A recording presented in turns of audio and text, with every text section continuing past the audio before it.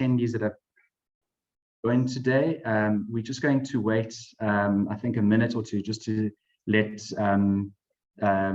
any other people join, so that we don't get going without anyone. So I think we'll get going in the next minutes. I just want to make sure that as many people join in the minutes as possible. So I think I'll start in 1 minute's time, and then we'll get going.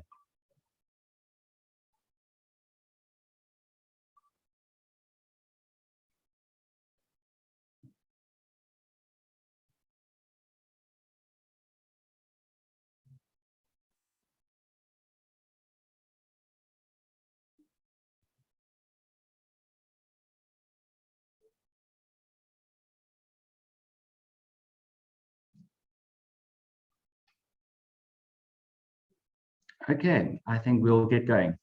Welcome to this morning's webinar focusing on the outcomes of COP26 and what they mean for South African business. The topic is important to Trialogue's mission to support organizations on their responsible business progress and ensure long-term sustainability for themselves, their stakeholders, and this ever-fragile planet through our thought leadership offerings and advisory services. We hope this opportunity to share our knowledge will be useful to attendees today. Trialogue, in association with the Institute of Directors of South Africa and the Sustainability Institute, initiated a research and webinar series to empower South African directors to make informed decisions about climate-related issues, driven by a context-specific understanding of the relevance of these issues to South African businesses. This is the second webinar in the series, and so on behalf of our partners, I offer a warm welcome to those attendees returning and to any new attendees who are joining today. We have an exciting panel of thought leaders and experts who will be sharing their views today. We'll first hear from Dumisani Ngsimalo, Project Coordinator at the Presidential Climate Commission, who will share key outcomes from COP26 and what these mean for South African businesses. Trialogue Senior Associate Consultant Nicole Martins will then unpack the results from a second survey we conducted with Iodsa directors, gauging their level of understanding and awareness around key climate-related issues following COP26. She will then facilitate a panel discussion that includes Dumisani, as well as Redefine Head of ESG Annalisa Keke and Sue Lund, a Chartered Director and Advisor to Infrastructure South Africa. Attendees are encouraged to participate in this webinar. You can submit questions using the Q&A tab at the bottom of your screen. During the Q&A section of the webinar, Nicole will pose those questions to panelists. The webinar is being recorded and will be published on the Trialogue and Iodsa YouTube channels and websites. We will send all registered guests an email with the video recording, as well as a write-up with key insights from the webinar. If you'd like to know more about Trialogue, the Iodsa, or the Sustainability Institute, please feel free to write us a note on the comments section, and colleagues from those organizations will respond. Thank you, and enjoy the webinar.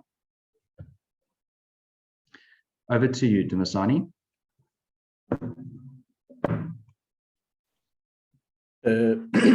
Thanks, Matthew. I will share my screen now. And good morning to all. I am Dumisani Ngsimalo, working in the Presidential Climate Commission as a project coordinator, where I take care mostly of the donor coordination function, the climate finance portfolio, under the leadership of our head of climate finance and innovation, as well as to a limited extent the adaptation part of our work. I will share with you today what I think forms a basis for what you eventually saw at COP26. So hopefully you can see my screen. I'll go to presenter mode, and hopefully it's showing very well. Matthew, if you can confirm. Yes, it's showing perfectly. Thank you. Thanks. So I'll just start off with the mandate of the PCC, which is to build a compact between social partners really around the topic of just transition through an inclusive and a transparent, very transparent process that we've undertaken since the inauguration of the PCC, an action-oriented process. And you will see this as I go throughout my presentation, which is really informed by science. What is it that we are meant to do? We're meant to develop a common vision for a just transition which will shape the country's way forward.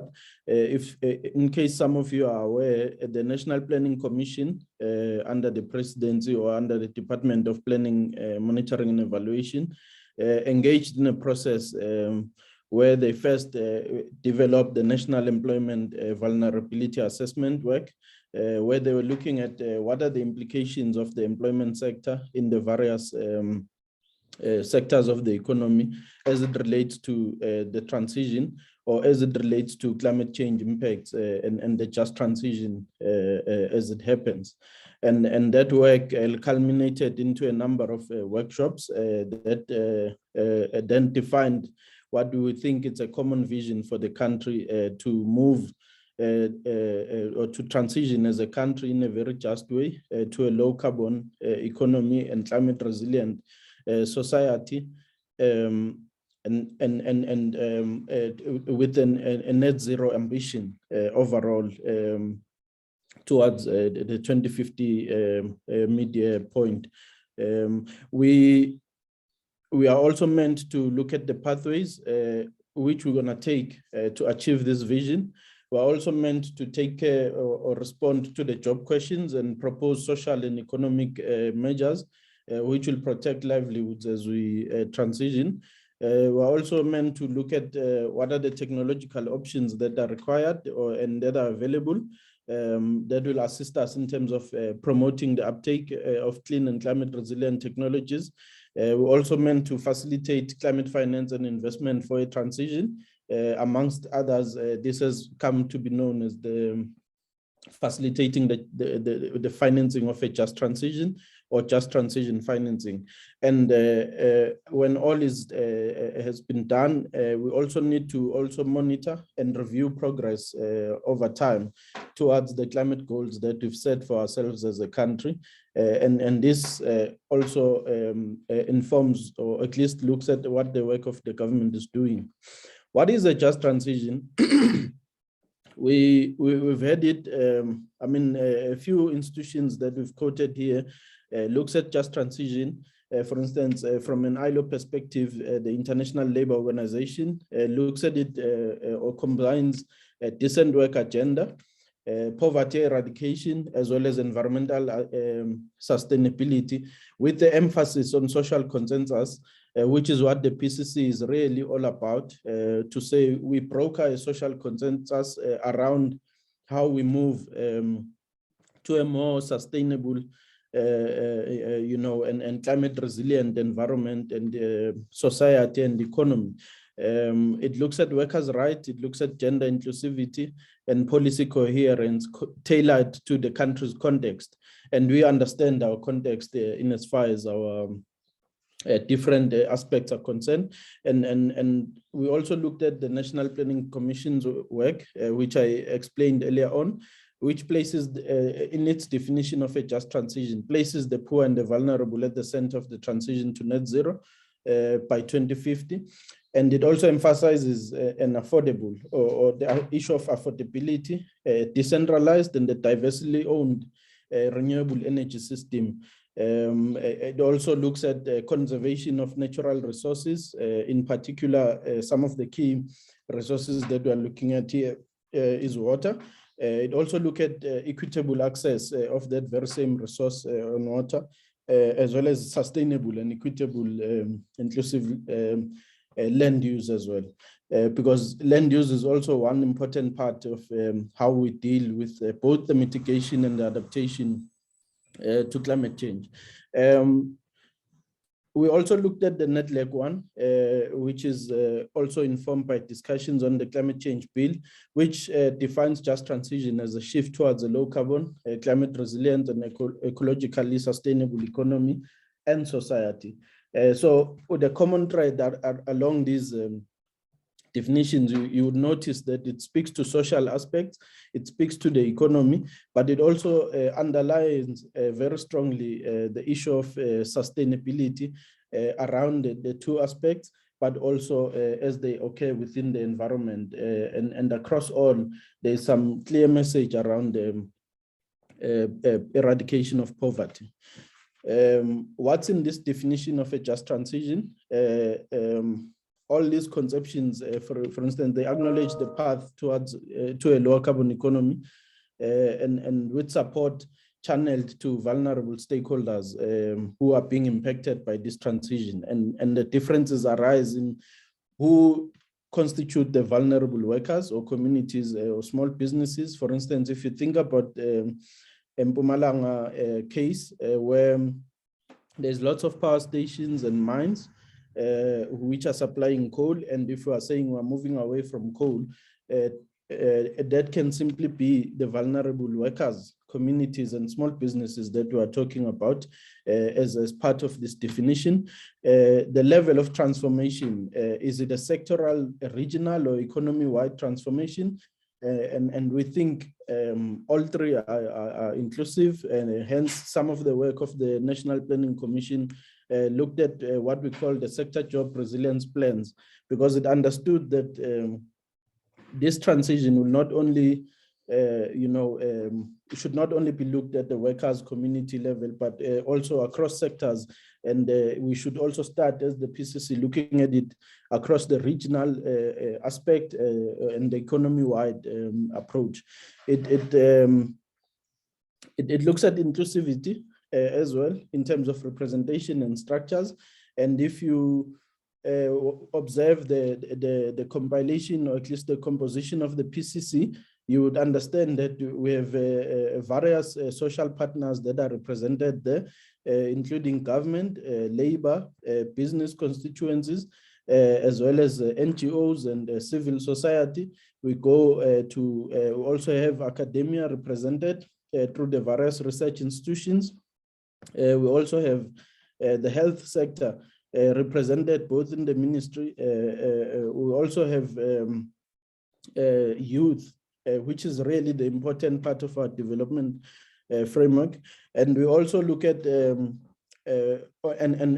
we look at what this definition also draws on, it draws on various elements of justice, and that is procedural justice, distributive and restorative justice, which really, when you look at procedural, it looks at inclusivity in decision-making, hence the emphasis on social consensus.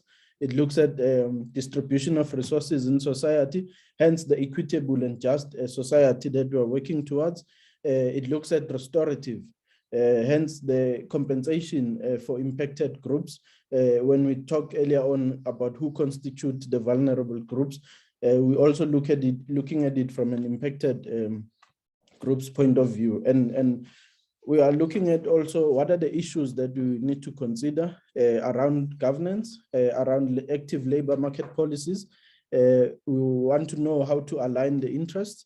We also need to look at how we leverage existing activities and capacities. We also need to do planning at scale. And those scales, we need to define them across our levels and spheres of governance, which is the local, regional, and national. We're also asking the question of how to ensure impact and success, including at company level. So this is not just a question of government alone, but we are also taking a very clear cognizance of the economy as a whole. Hence, we're also looking as far as company level.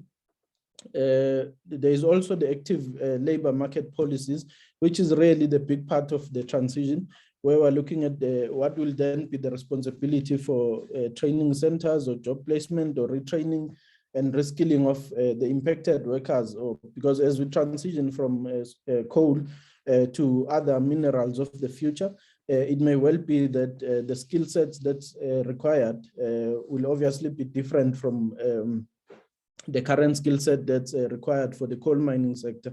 We also want to see how will the workers be prioritized for support by government, by the private sector, as we transition across these value chains.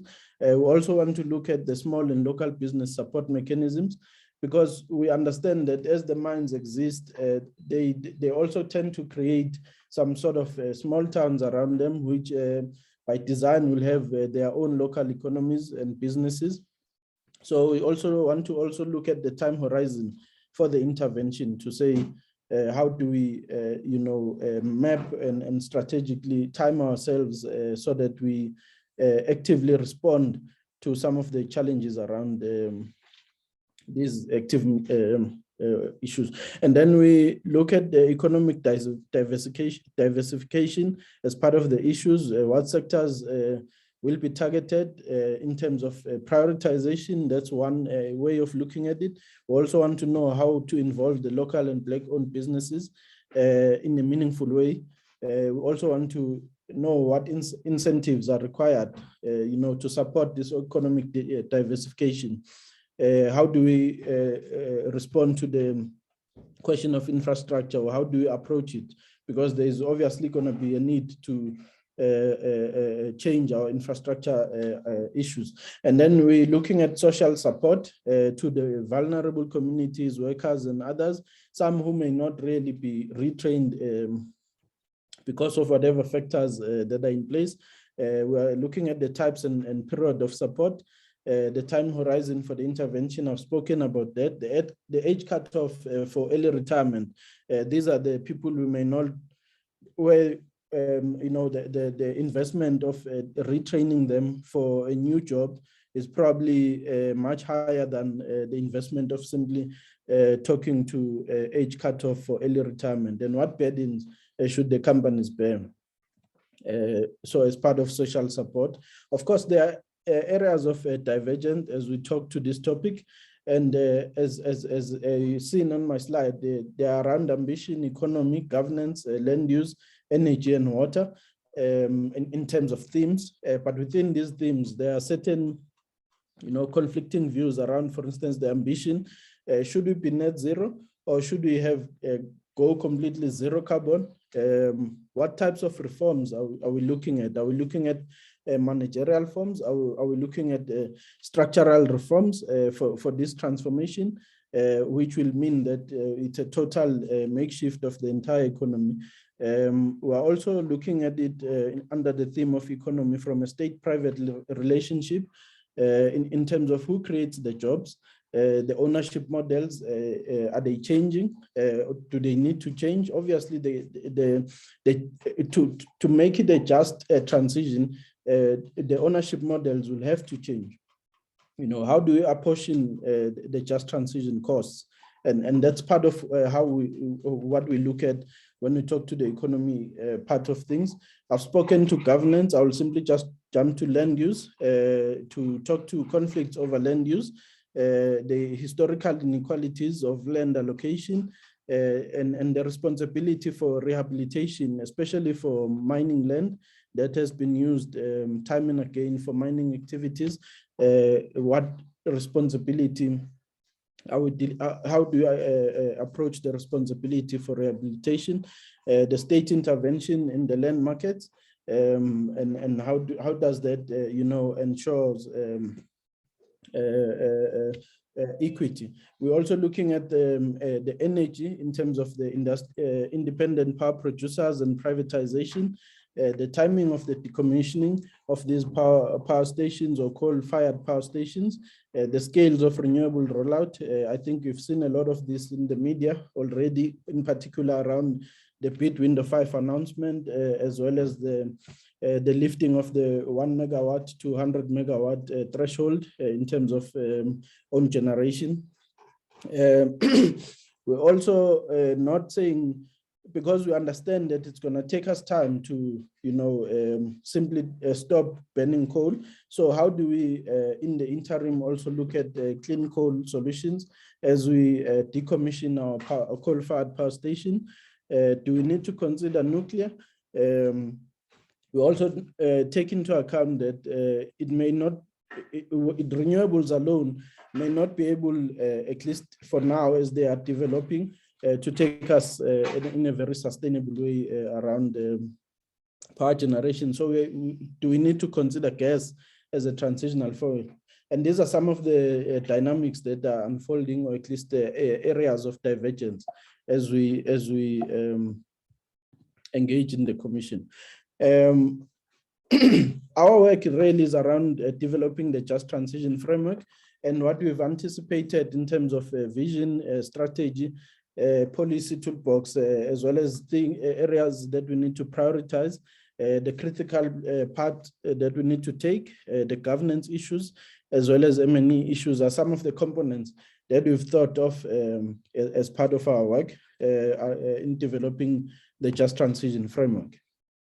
How does the PCC looks at the process for developing this framework? Excuse me, between July and August this year, we've done what we call a desktop review of existing work, engaged with social partners as a way of defining the status quo, which we then moved, excuse me, from September to November, where we were engaging in a series of policy dialogues, looking at the policy briefs on key topics, such as water security, employment and livelihoods. Some of you may have followed our dialogues. We looked at the policy dynamics. We look at the topic around just transition financing. We look at the cold transition in particular, and we looked deeply into the issues of governance, what that means in this just transition, what will that mean under the just transition framework. And we are also planning to still go on and do some stakeholder consultations and community dialogues early next year. And between now and February, we are also working to see if we can come up with a draft based on the stakeholder discussions that we've had, which will then, of course, culminate into a multi-stakeholder conference where we table the draft framework and discuss with stakeholders. So we aim to solicit the inputs about just transition. We also, in the process, building trust among social partners and understanding between parties of what one needs to compromise and at what stage of the transition. And all this, of course, we aim to broker a social consensus regarding the principal elements of a just transition. And we are saying a just transition must work for all. We look at our Gini coefficient, and the unemployment rate may have changed. I saw some figure earlier this week. We're also looking at our poverty levels. You know, in the country, 55%, or at least 55% people who are living in poverty. And how do we manage the impact on vulnerable workers in these declining fossil fuel sectors and value chains? And what we also take into account is that just transition requires social protection and economic diversification to minimize the impact on vulnerable sectors. Here, what you are seeing on your screen right now is simply just two scenarios around an emissions optimal pathway and its net job creation effect over a time horizon up to 2050.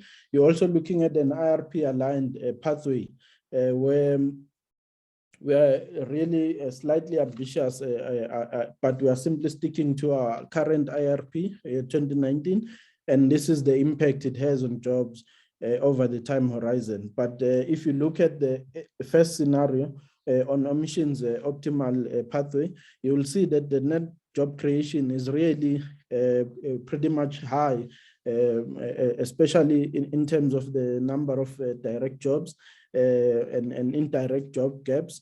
We also look at the total manufacturing jobs as well. Yeah. What have we done as the PCC to date? Of course, the commissioners were appointed last year, December, 17th of December by the president, following a jobs presidential summit in 2018. We've done some policy dialogues and proposals on social and economic measures to ensure the just transition. We've submitted recommendations on the NDC and level of climate ambition, which were also handed over to the president on the 1st of July. Maybe I may have forgotten to say this earlier. The president is actually the chairperson of our commission.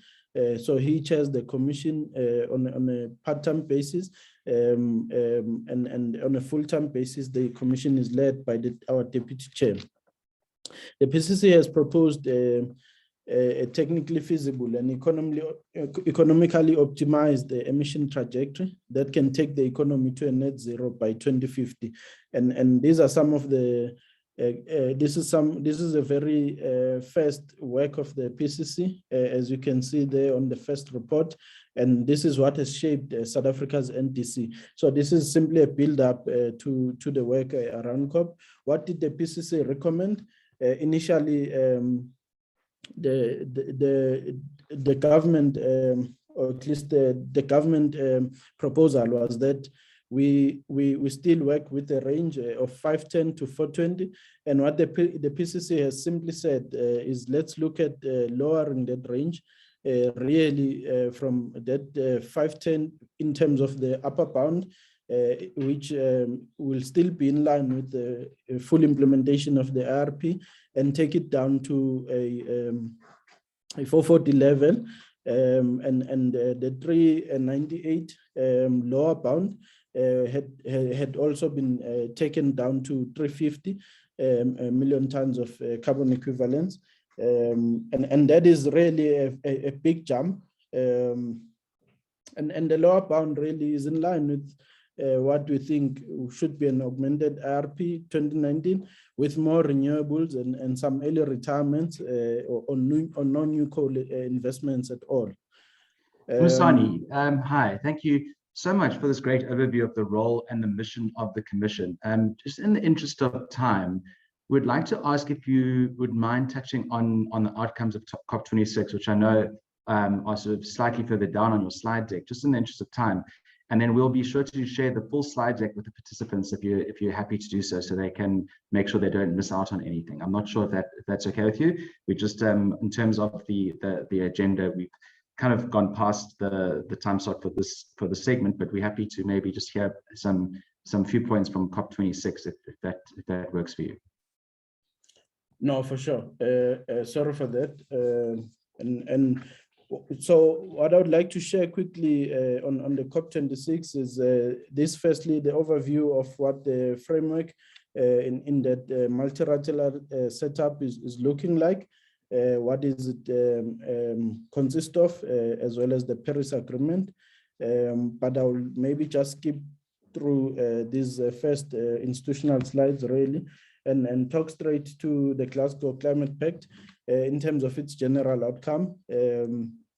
The president of COP26 really did acknowledge that this was a heavy COP, but it really accepted widely the science which came out of the IPCC Working Group 1 report earlier this year, and the agency around achieving the 1.5 degree. The US is back in the multilateral process, which is really a good thing, in particular in the Paris Agreement.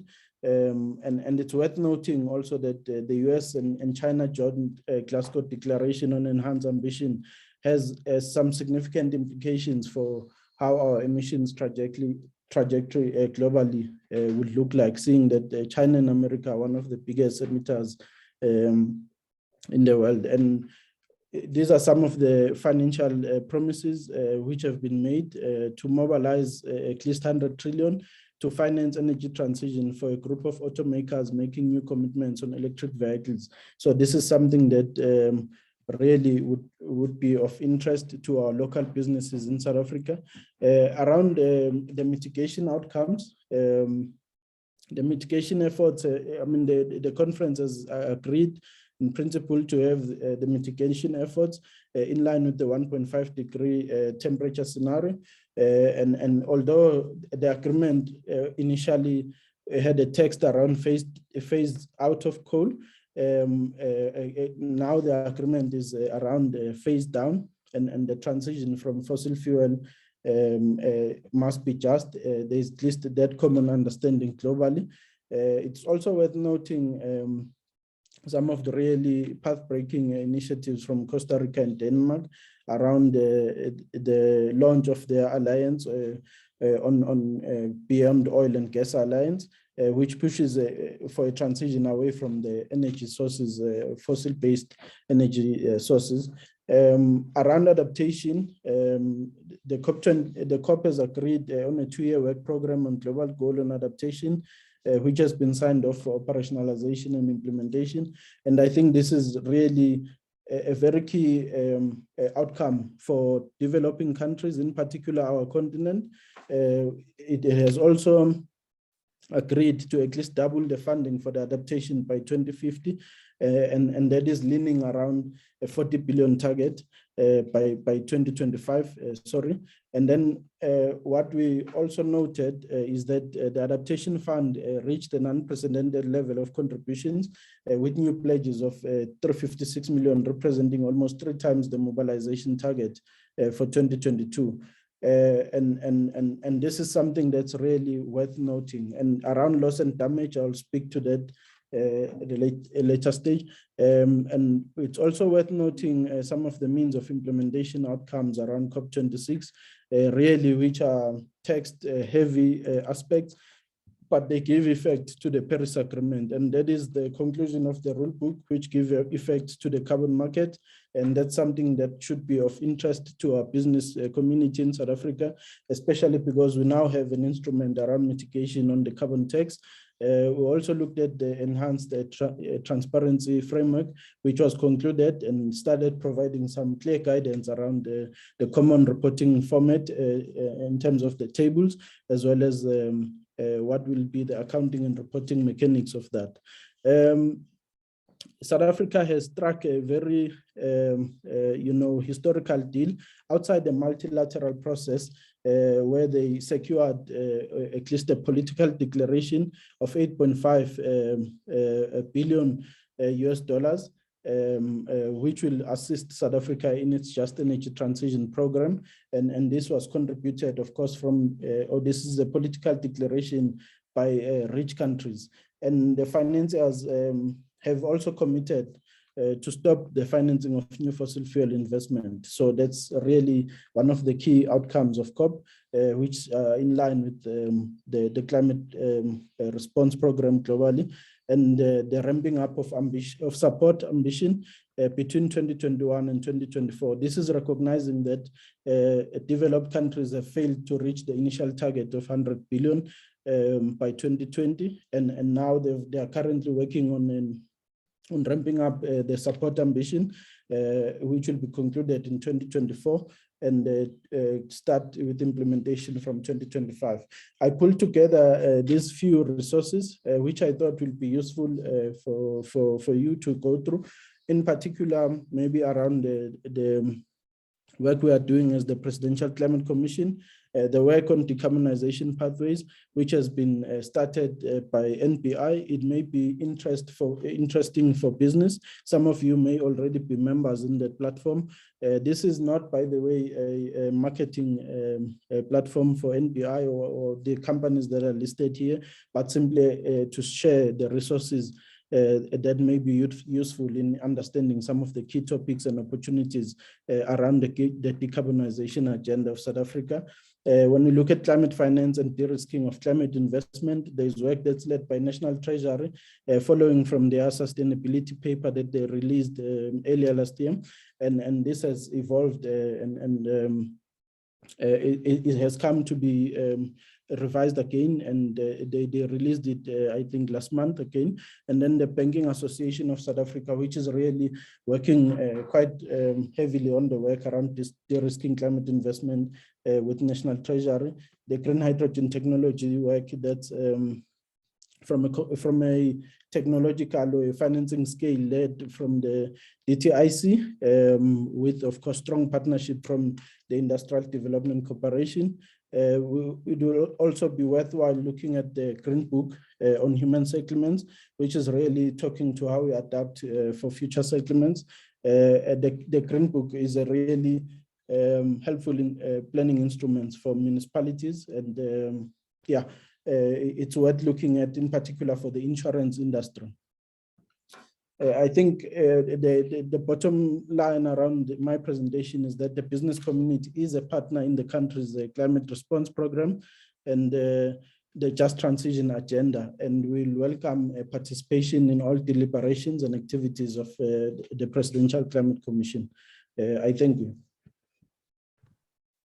Thank you so much, Dumisani. That's great. And I think it's a lot of content to share, and I think it reflects, I mean, the chat has been going crazy with people that are asking where can they find out more and where can they see these reports and the research, and that's fantastic because it means that they're engaging. And I think that speaks to the value of having someone like the Commission able to attend these events on our behalf and make sure that we're up to date on the key findings. So thank you so much, and we look forward to picking your brain a little bit more in the panel in just a few minutes. So please take this moment to like have a sip of water. I know you've done a long presentation, and then we'll go into a quick look at the survey findings, and then we will chat through the panel discussion. Thanks so much. Thanks to Dumisani. So as mentioned, my name is Nicole Martins. I'm a senior associate consultant with Trilog, and I'm going to take you through just quickly some of the key findings from our latest survey of Iodsa members. So if you were part of the first webinar, you might recall that we did a survey as part of that webinar, and that first webinar and a survey were really focused on trying to gauge the awareness of and engagement with climate-related issues on the part of South African business leaders, specifically directors and senior executives. And the findings were slightly discouraging in the sense that for most of the key climate-related concepts, events and policies, there was a very limited understanding amongst business leadership. After the webinar, we had a workshop earlier this week with a couple of directors, also trying to understand more what is preventing a deeper understanding and the integration of these factors into business strategy. And today's workshop or webinar is looking more at COP26 specifically, some of those key developments that Dumisani mentioned, and what is the awareness of these and the intention of business leaders to actually integrate these into their business strategy. After we've had a look at these results, we'll jump into our panel discussion, where we'll hear from some business leaders, their reflections on the findings, and then on how they are within their organizations integrating these factors into the way that they do business. So just to give you a sense of who was completed the survey this time, we had about 71 responses. The vast majority represented directors, board members, and senior executives. Again, the bulk were from financial services and the other sort of sector, which was dominated by professional services, which is consultants and advisors typically. And just over a third represented JSE listed or medium to large cap companies. So we had, again, for this survey, good representation of top level decision makers across critical industries in impactful businesses, so large scale businesses. What we found is that about 15% had participated in the first webinar. And now at this stage, when asked, almost half reported that they could comfortably explain the causes of global warming, which is higher than in the first survey, which is encouraging.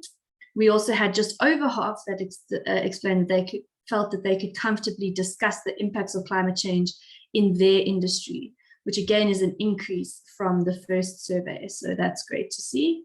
And then just less than half are comfortable to discuss the impacts of climate change for business in general.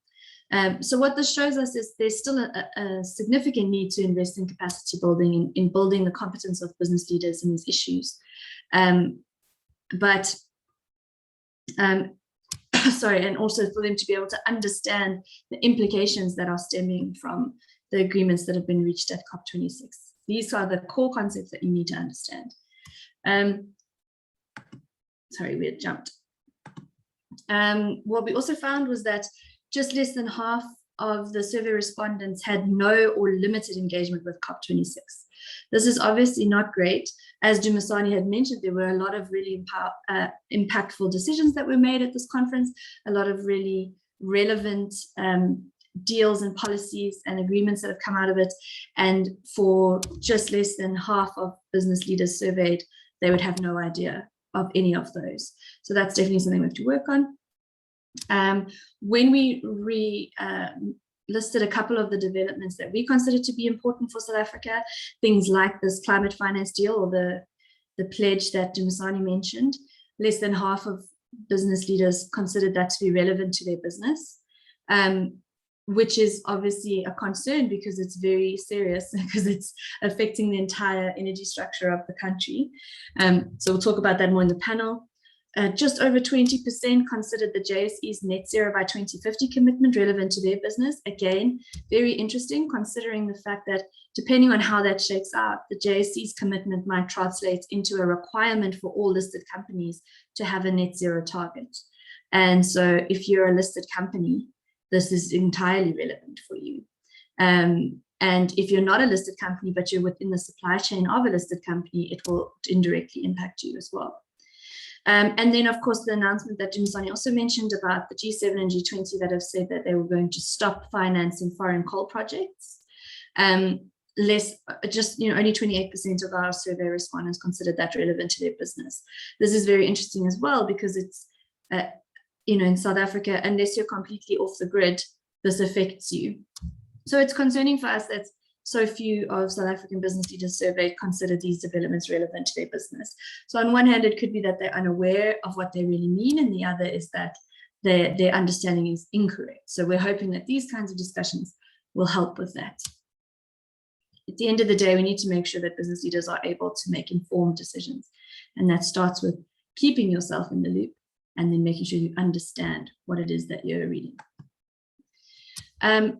Following on from COP26, what we did find was that about 46% of respondents said that they do plan to integrate the announcements of COP26 into their strategies going forward, which was really interesting because less than 10%, so only 5%, are currently using the most developed strategy framework for that purpose, which is the Task Force for Climate-Related Financial Disclosures, or the TCFD framework.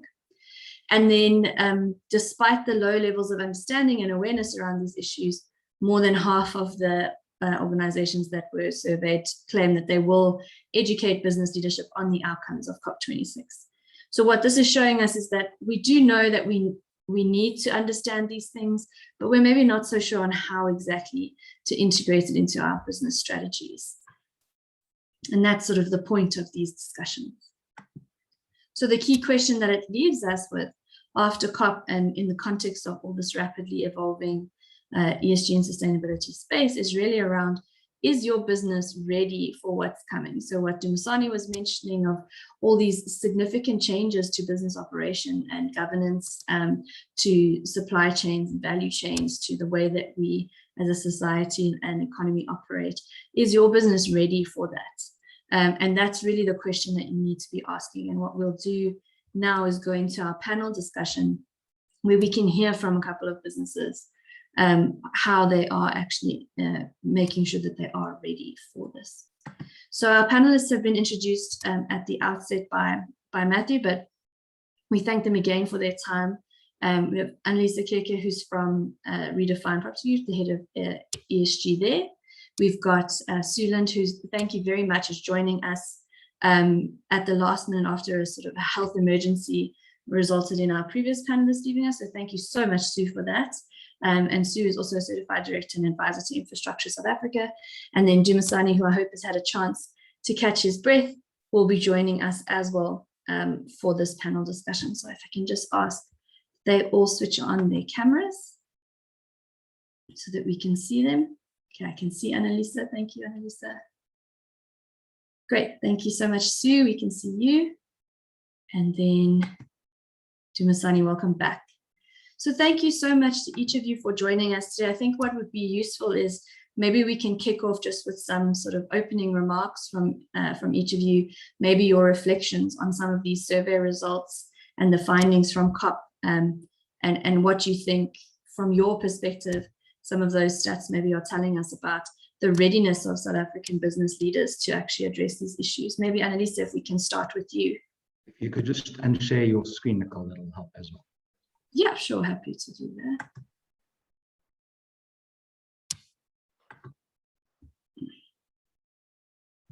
There we go. There you are. All right, good morning, everyone. And thank you once again for having me on the panel.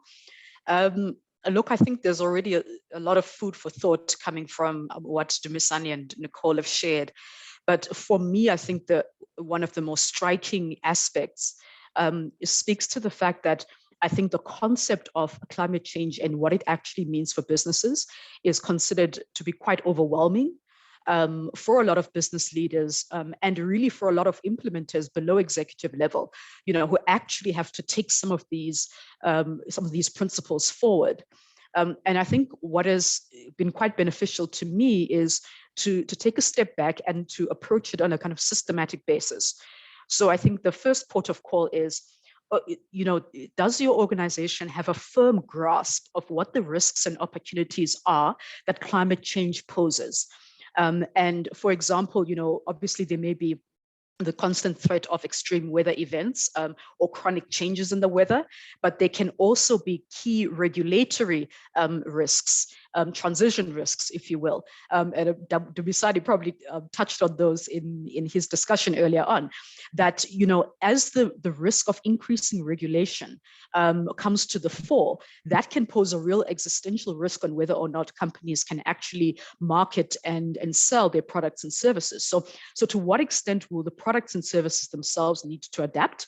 If there's a failure to adapt, is it still going to be possible to actually get consumers to buy in that product? We all know that the current consumer market, especially for millennials and below, is far more active and far more aware of climate change than their predecessors. Similarly, are there certain financial risks posed by a failure to transition? So what we often realize is that, if companies fail to adapt, the cost of funding is going to be higher. The sources of funding are going to narrow, because we've just seen from COP26, for example, that a lot of investors have committed to moving away from fossil fuels, which could have an impact on a lot of businesses. And so it's important to understand what those risks could translate into and actively incorporate them into your funding plan, into your supply chain, etc. And speaking of the supply chain, I think it's important to have a firm grasp of what exactly the risks are in the supply chain, particularly for those key suppliers who cannot be substituted or replaced at short notice. What are they doing to manage their climate risks? And that's where I think we're probably going to see a lot more sustainability audits being conducted for companies to start getting an understanding of whether or not, even if they manage to complete their transition, whether or not they're going to be critically harmed by interruptions in the supply chain as a result of climate change. So, I think it's also quite difficult, especially within the traditional thinking around an enterprise risk management framework, to understand how exactly we incorporate climate risk into that. So TCFD is, I think, the most widely recognized climate risk framework in the world, for good reason, because it really forces you to drill down into, number one, what are your risks and what are your corresponding opportunities, and what is the financial impact of each of those risks, and what is the severity thereof. And I think as companies start to position it in that way, they'll really start to see which areas will require the most investment and over what period of time in order for them to be ready to handle some of the risks that they could be facing. And I think, speaking to the question of risks, and this is something that is quite relevant to the real estate industry, which is far less regulated than financial services, for example, is there an industry-wide understanding of what the climate risks are to the industry as a whole? Because it's one thing for one company to want to single itself out and say, well, we've managed to conquer all of our climate risks and we've seized all the opportunities. But ultimately, I think investors and funders are going to get to a point where they're going to start pricing in risks that apply to every company that is within a particular sector, whether that's based on geographical location or the nature of the product, etc. So I think, even though there's still going to be a lot of opportunity for companies to come to the fore and really position themselves as leaders in this space, but ultimately you've got to ask yourself, is there a common understanding between myself and my peers as to what these risks are and how we as an industry perhaps need to respond to them? Obviously, if we're having that discussion, and I suppose it goes to the question of, whether you want to be at the forefront or not, is do you have targets that are actively geared towards managing those climate-related risks within your organization over time. And I think when it's, when it comes to target setting, I mean, we can have that discussion. It's quite technical, but I think it's important not to leave out the governance aspect. So what governance process do you have in place from a board level, right downwards, that makes sure that those targets are being implemented and they are actively being monitored as well? And if necessary, they are also being rebased over time. Because with the targets, and I've told my colleagues here at Redefine this more than once, it's important to always bear in mind that they're going to outlive your career. You have to set these targets and set the infrastructure around those targets in such a way that if you get hit by a bus tomorrow morning, the targets are still relevant to the company. People can still pick up the operating manual and understand what exactly they're trying to achieve. And your future CEO or your future C-suite can still take those targets forward.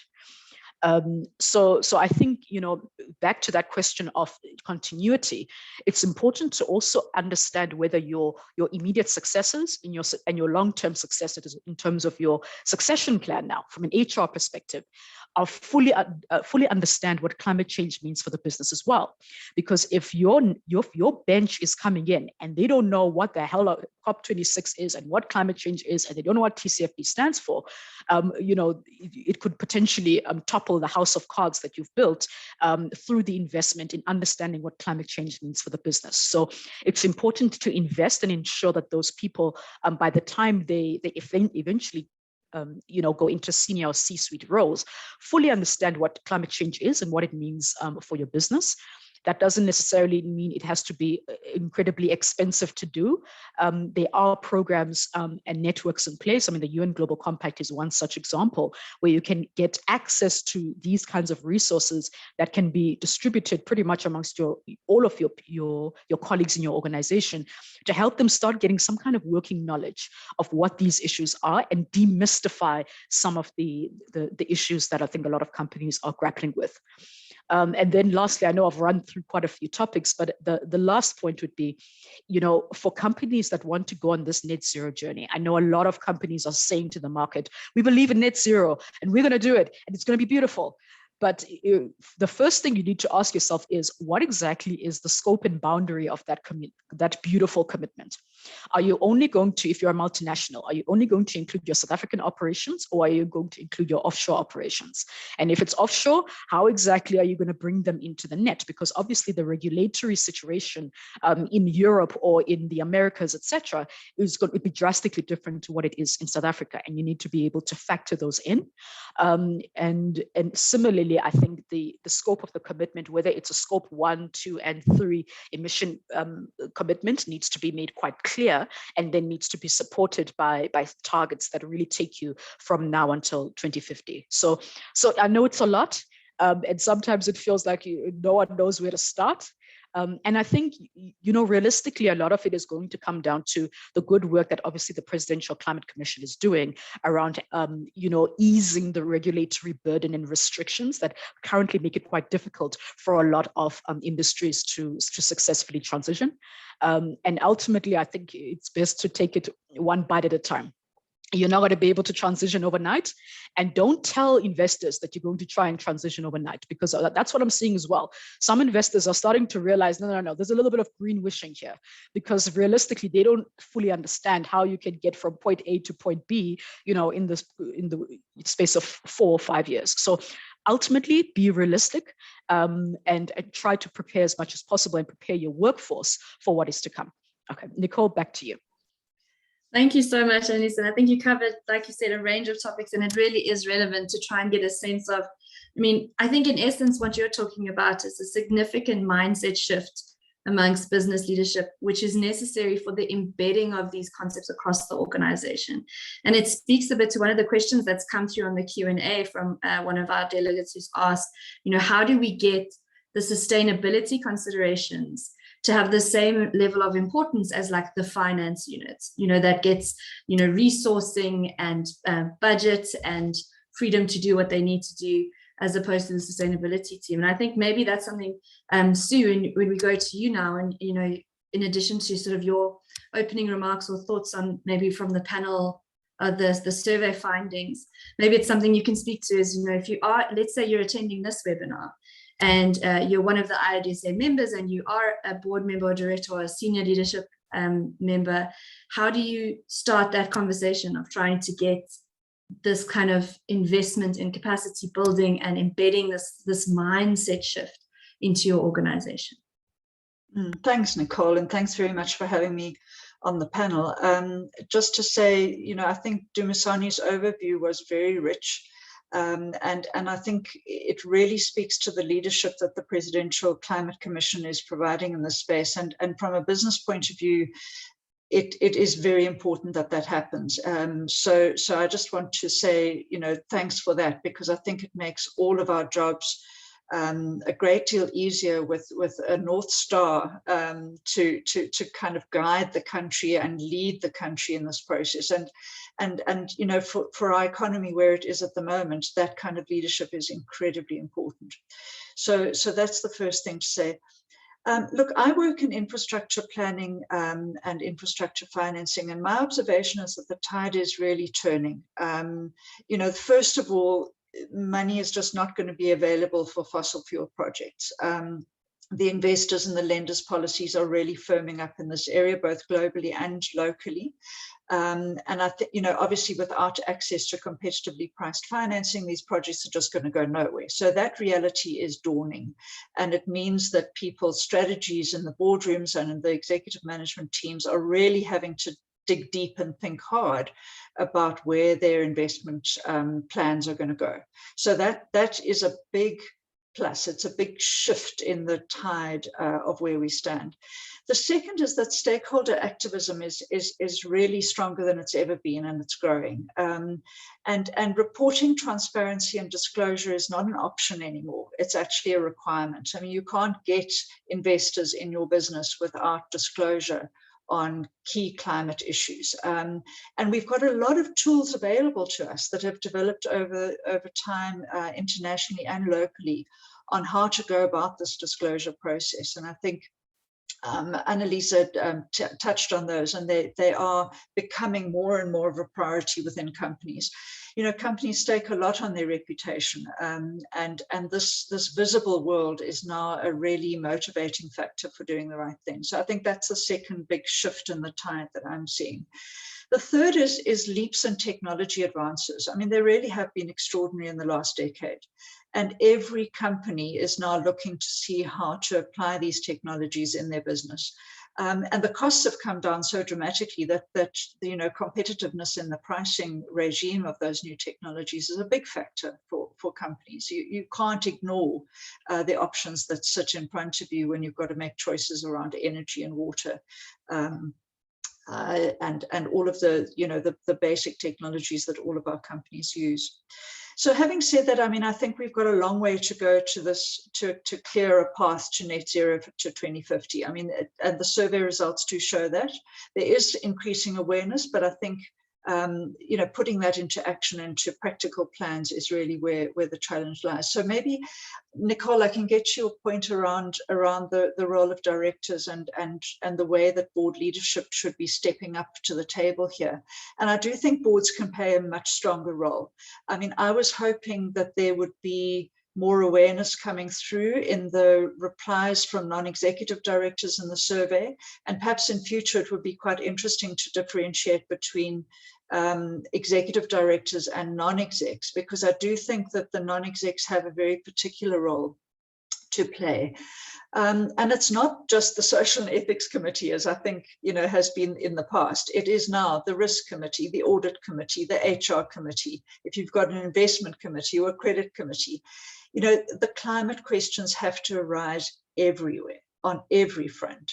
And if they do, it really does start to shift the discussion around the strategy and direction of the company. So the questions that have to be asked in those contexts are not trivial.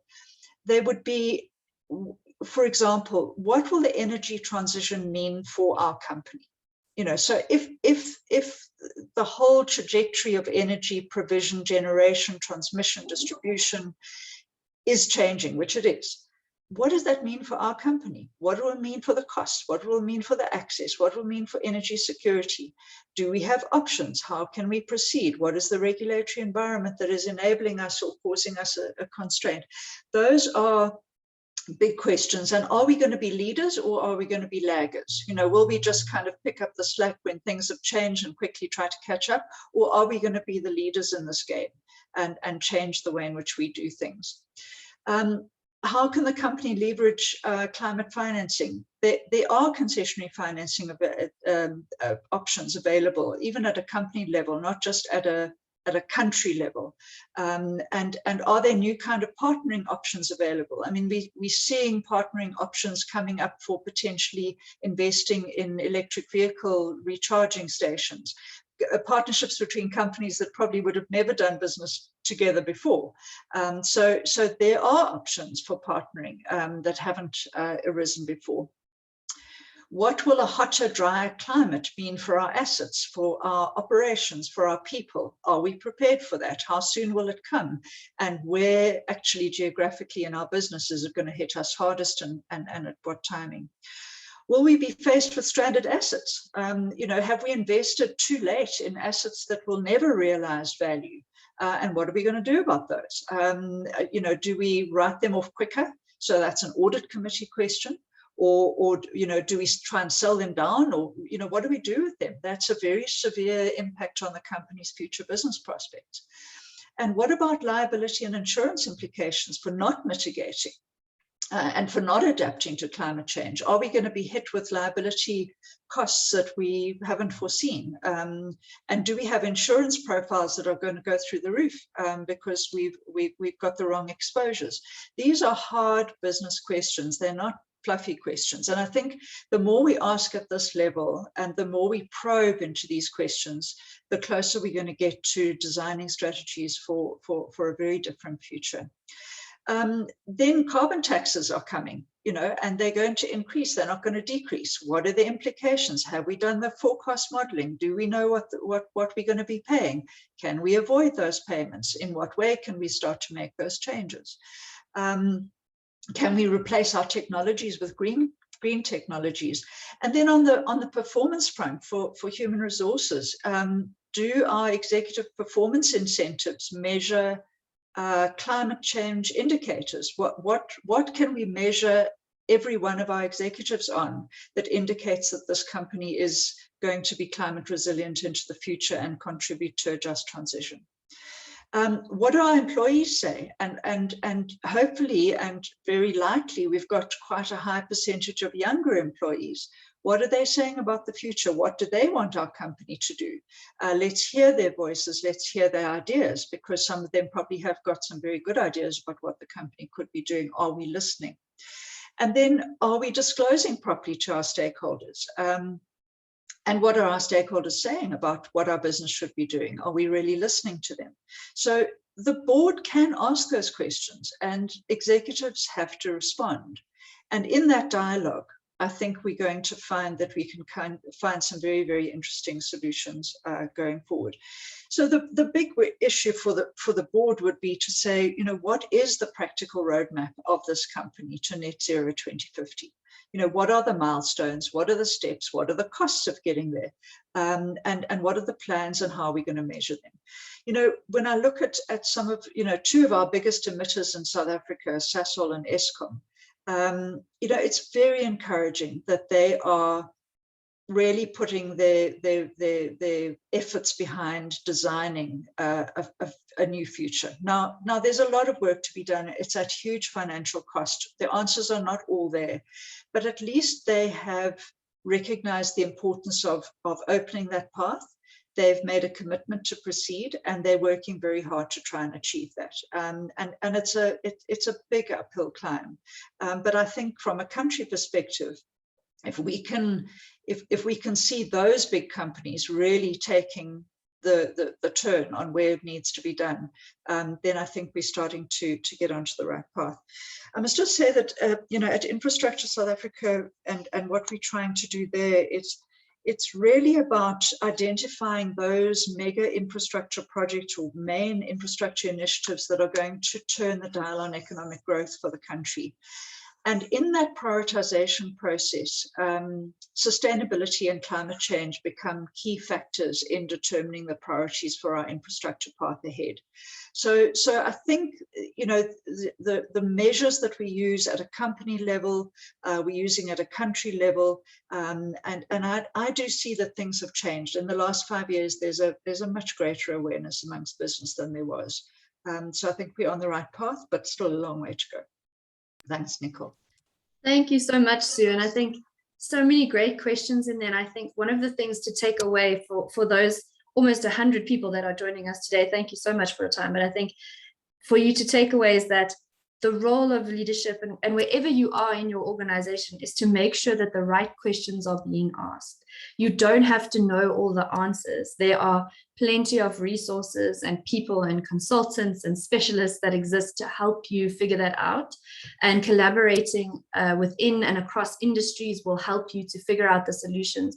But if you aren't asking the right questions, you're already off the pace. So I think that's really helpful. And one of the things that I'm sure Jess will touch on in the closing of this session is around some of the work that Sustainability Institute is doing with Iodsa about putting together some handbooks for company leadership around what are those key questions? What are the things that, you know, if you only had time to ask 10 questions of your leadership in that next meeting, what should they be to get these wheels turning? Because like Sue says, there's so much that we need to do. And like Annalisa touched on, there's so many components to an effective transition strategy.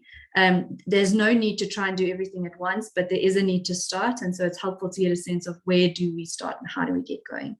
Dumisani, if I can turn to you, I saw there were a couple of questions that came in about electric vehicles, which you've covered you've answered by text. So thank you very much for that.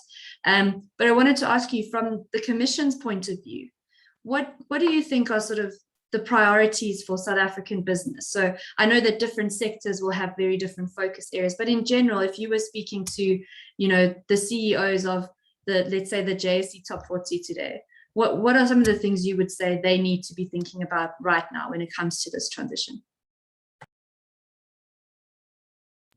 Yeah, thanks, Nicole, for that. And I agree with some of the sentiments from the colleagues or my fellow panelists. And what one can really say or further emphasize is the issue around risks. And really, we cannot say enough about risk. I think companies from time to time, they evaluate this more than we think. But risks in terms of, for instance, how do you put in place early warning systems that will help you manage risk as it relates to climate change impacts. And Sue spoke about the transition and the carbon tax, and Annalise also spoke about the regulatory environment. And these are some of the things that are slowly but surely coming to life. And that is the carbon tax border adjustment tariffs. The carbon border adjustment tariffs that Europe is intending to simply implement going forward to avoid or at least to start discouraging imports into Europe of some of the carbon intensive products.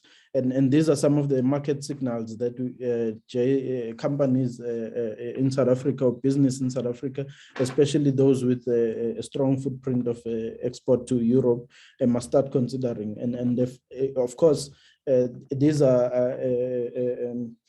there's also the ESG element. For instance, we're working closely, or we've started engagements with the JSE around some of the ESG elements.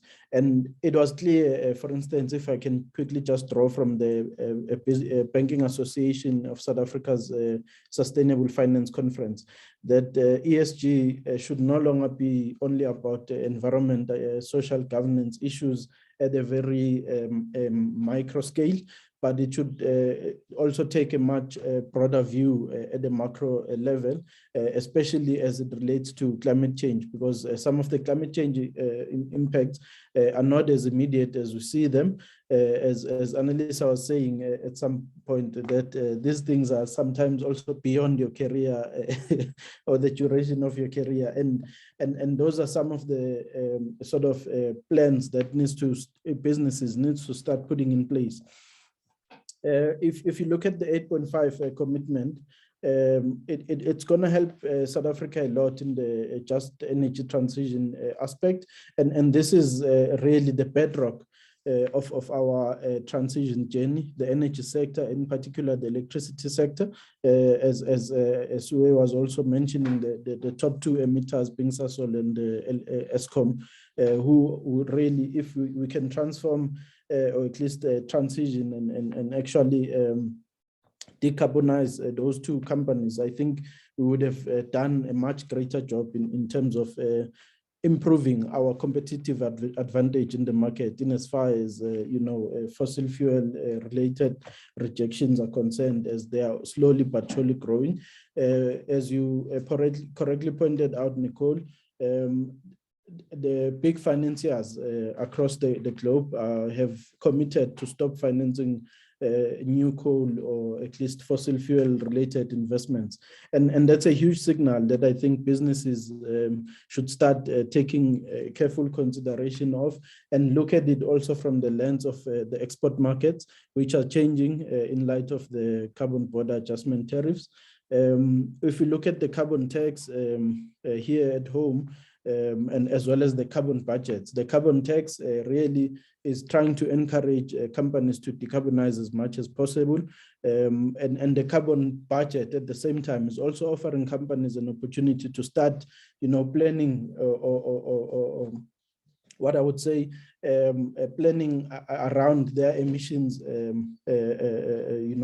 threshold to say, given a budget of so much emissions equivalent over a 5-year period, how best do we, annualize this, and how do we ensure that we achieve this? And this has, it has benefits under the carbon tax regime, in the sense that it allows you to, offset 5% of your emissions liability under the carbon tax regime. And there are other projects, or at least instruments within still the carbon tax, which is in particular the carbon offset. And this allows also companies to start looking at diversifying their portfolios in terms of investment areas that they are looking at. What are some of the carbon offset projects that the companies can start looking at in order to offset their carbon tax liability?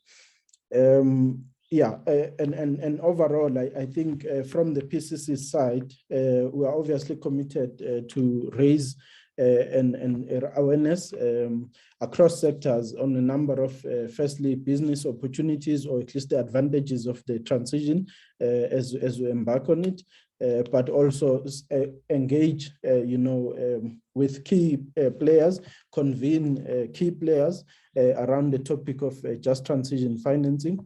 It is, of course, also the ambition of the PCC to start looking at what we're currently calling a just transition fund, and how that can, also take care or accommodate small players in the space, and also enable them to access funding, or at least improve their project pipeline to start accessing funding at a scale that is, reasonable. And maybe to wrap it up on my side, I would also like to say that the PCC is continuously engaging also with Treasury around some of the regulatory environment that can enable the financing of a just transition. And I would agree with Sue around some of the available opportunities around for small businesses or businesses generally in terms of concessional lending.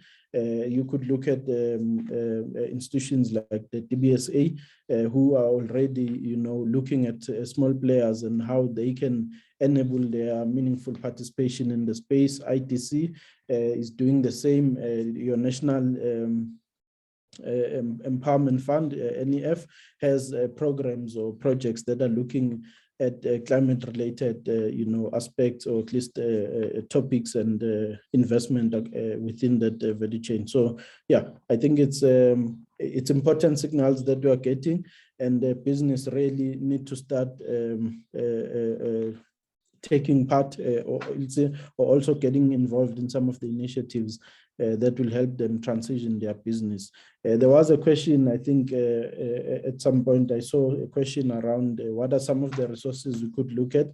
The insurance industry, for me, I would also encourage it to really peruse the Green Book of CSIR.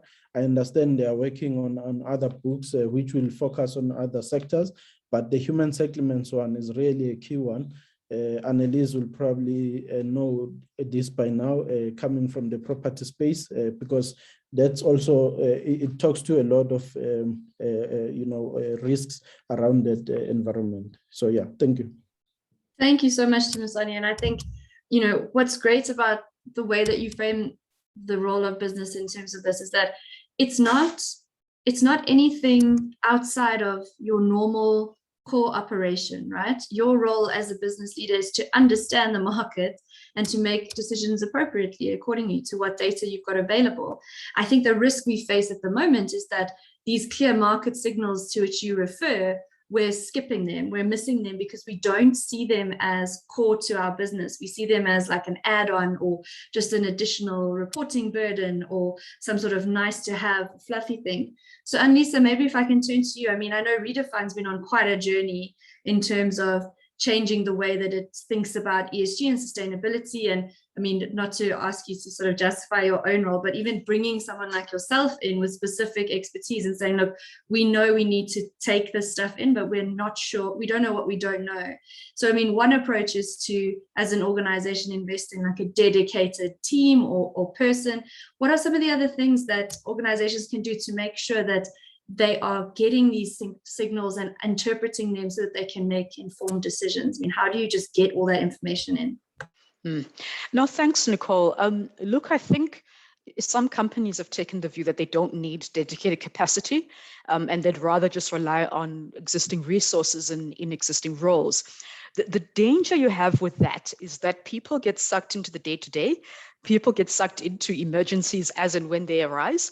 And you realize, 6 months down the line that certain big commitments you made have fallen completely by the wayside because there was this crisis and that crisis and this crisis and that crisis. And so, it is what it is. I've got my job description to deal with.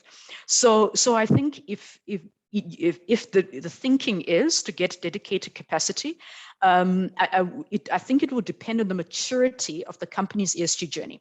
So if the company has already got an ESG strategy in place, the finance team already knows how to incorporate climate risk into, the budgeting process, they're already incorporating it into their risk and compliance framework, then arguably, it becomes more a question of whether you've got a good task team of existing individuals. But if the company is really at a point where they don't know what they don't know, then I think there is merit to getting that dedicated capacity in to make sure that someone at least is constantly looking at the market and is also driving initiatives, because that constant implementation is often the hardest part. But even in my role, I mean, one thing I realized very early on is that I can't be the person in the company who is implementing all ESG initiatives. That won't work. The idea is to get everybody else to drive ESG initiatives and to get them to buy into it. And look, I've had some big successes where, I've got some asset managers who are like, we're going to take up the mantle of ESG when it comes to our sector. And we're going to push the agenda, and we want to know more about climate change, and we need a new policy. And for me, that's really when I know that I'm actually doing my job.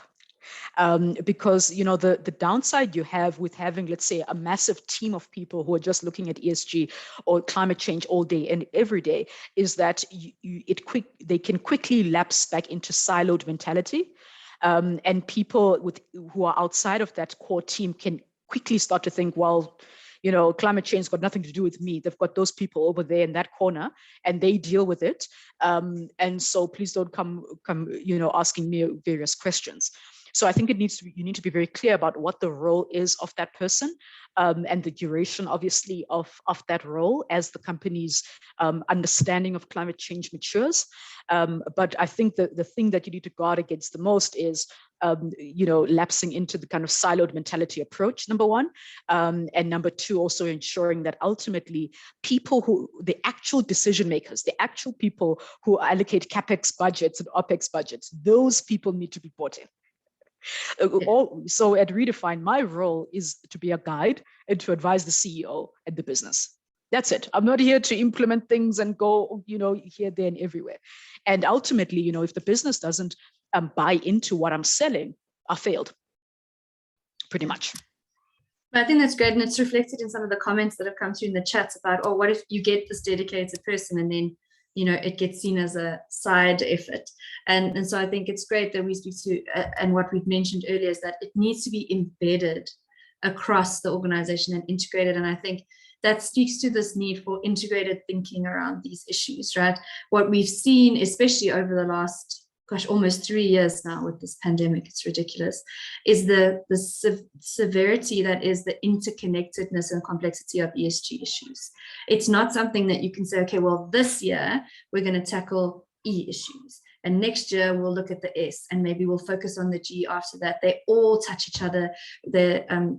Jess, who's doing our closing in about 5 minutes, has showed us previously how, I think the phrase she used was that the climate issue is like a string that connects all the other issues. And if you tug on that one, everything else starts to unravel. And I think it's really important to think about it like that. And again, I can't emphasize enough how important it is for business leadership to understand that your role is not to be a specialist in everything and to have the answers to all of these questions. Your role is to ask the right questions and get the people in there who are going to make sure you're asking the right questions and can answer them as much as possible and give you that guidance, like Annalisa says. Sue, maybe from your side in our sort of last 3 minutes before we wrap up, just to ask you, if you had a tip for the people that are here with us today. So there'll be a mix of some business leaders, so board members, directors, senior management, some lower level junior staff. There might be some people that are working in sustainability departments or some that are outside and just trying to learn. What are maybe like 3 practical suggestions or recommendations you would have for them to say, okay, when you log off this webinar, when you sort of back at your desk, here are some things that we would highly recommend you go and have a look at. Thanks, Nicole.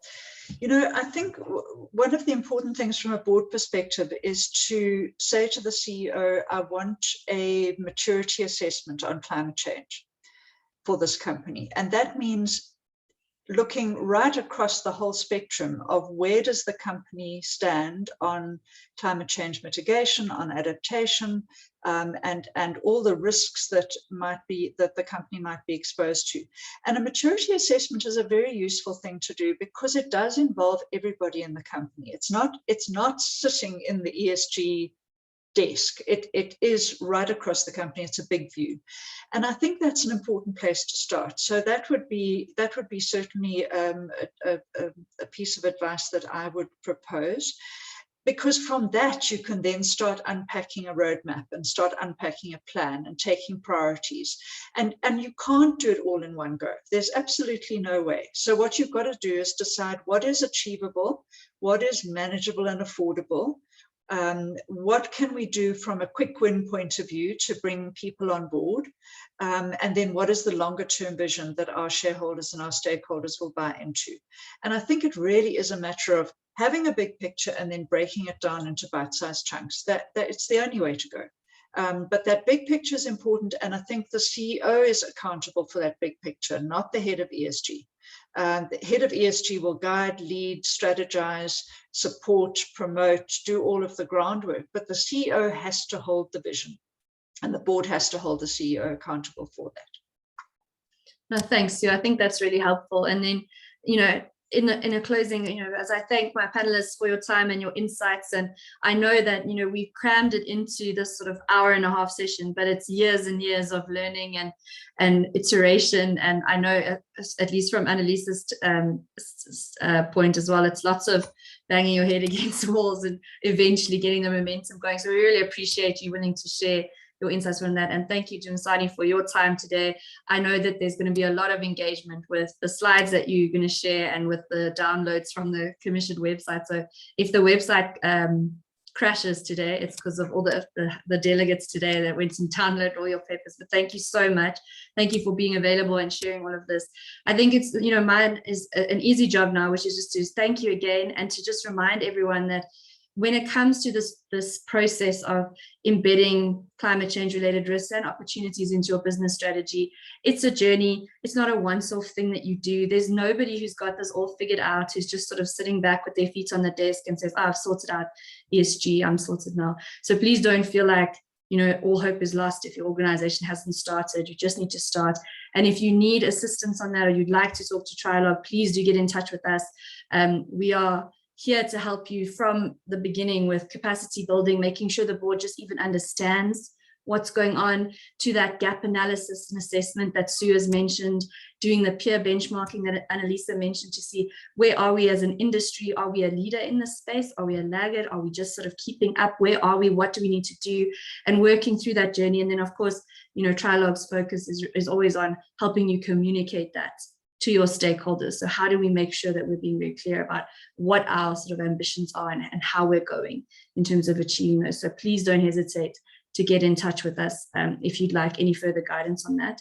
But for now, in our last 5 minutes, I'd like to hand over to Jess, Jessing from the Sustainability Institute, just to do a quick closing for us. Thank you again to our panelists for joining us today. Jess, over to you. Wonderful. Thanks, Nicole. I mean, I think there was such an incredible discussion. It's going to be hard to summarize. I really appreciate, as Nicole has already done, the time of Dumisani and our panelists, Sue and Annalisa. Perhaps in reflection, it's, as you said, Nicole, this critical importance of the journey, of understanding the role of leadership and of asking the right questions. I think I come to Annalisa's reflection around governance being that critical oversight. So yes, we're seeing a lot of commitments being made, both in the 2030 and 2050 timelines, but a commitment is simply the first step in a journey. And so how do we then start to actualize, make sense of, and implement these commitments? In our research, we're looking at things, for example, such as patterns of capital allocation. Are we investing the resources, the human capital, the financial capital to make this just transition happen? I think another issue that came through really strongly today through Dumisani's presentation, through the kinds of considerations that Sue and Annalisa brought up for us, is the question of climate justice. And so I strongly encourage you to also make sense of and spend time understanding issues around the just transition. Yes, it is critically about jobs and the security of the economy, but there's a lot more dynamics and considerations that we see in companies need to give consideration to in that space. And perhaps I'll close on that note, which is to say, from our collective work with Iodsa and Trilog, the series that we've been running, we will be publishing a guide we hope to release in February next year. Really, it's a practical guidance for business leaders on 10 things you need to know, 10 questions you should be asking, and 10 resources to support you in that journey. So please keep an eye out for the guide. We look forward to sharing that with you. It's a culmination of the knowledge and the expertise that we've benefited from, everyone participating in this series, as well as what we're finding to be cutting edge best practice and research in the space.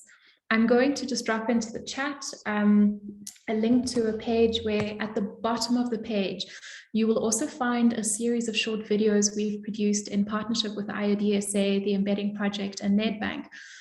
Each is about a 3 to 4 minute overview in a 4-part series on what is climate risk and why it matters to directors. So it's a wonderful resource to share with others in your organization and also just to upskill yourself in some of the knowledge that's been shared today. So perhaps with that, a big thank you to everyone. It's a tremendous leadership challenge that we have ahead of ourselves. Climate in many ways can feel very distant. We know that we've got intense flooding events in Georgia at the moment. We know the weather is feeling very strange. But unlike COVID or day zero or some of the other disruptive challenges we faced, it's unpredictable. It's hard to say exactly how it's going to manifest. But I think what we know for certain is it's the direction we're moving in. There are many, many drivers behind why the just transition is needing to unfold. The question that often comes up in research we do with many leaders, CEOs, board chairs is, what side of history do you want to be on? Looking back in 5 years' time, will you have responded to this call for action? And responding to that call will require some proactive engagement, understanding, and ultimately action.